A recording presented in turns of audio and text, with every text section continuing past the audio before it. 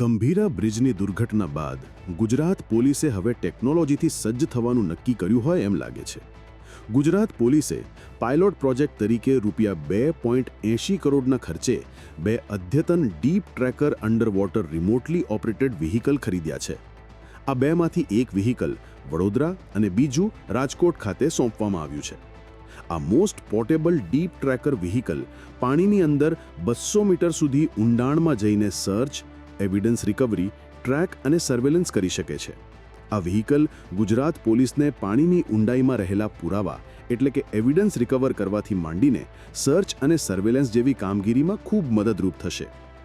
10 કિલોનું આ deep tracker vehicle પાણીમાં 200 metre ઊંડાઈએ જઈને 100 કિલોની વસ્તુને પણ બહાર કાઢશે. Deep tracker vehicle ultra high definition 4K કેમેરાથી સજ્જ છે, જે ઢવળા પાણીમાં પણ ઓપરેશન પાર પાડી સારી ક્વોલિટીના વિડીયો રેકોર્ડ કરી શકે છે તેવો દાવો કરવામાં આવે છે. આ સિવાય તેમાં નાઇટ ઓપરેશન માટે 2000 લ્યુમેનની શક્તિશાળી લાઇટ, ઢવળા પાણીમાં પણ ચોક્કસ ઓપરેશન કરવા માટે અત્યાધુનિક મલ્ટીબીમ સોનાર ટેકનોલોજીનો ઉપયોગ કરાયો છે.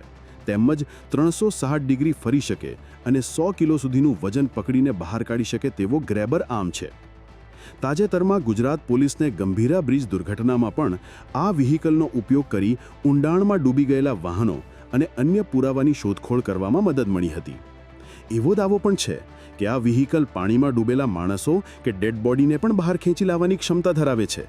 ત્યારે મોરબી હરણી દુર્ઘટના કે પછી તાજેતરની ગંભીરા બ્રિજ દુર્ઘટના હોય, તેના પહેલાં જો આ રોબોટની ખરીદી થઈ ગઈ હોત તો કદાચ ઓછી માલહાનિ અને જાનહાનિ થઈ હોત.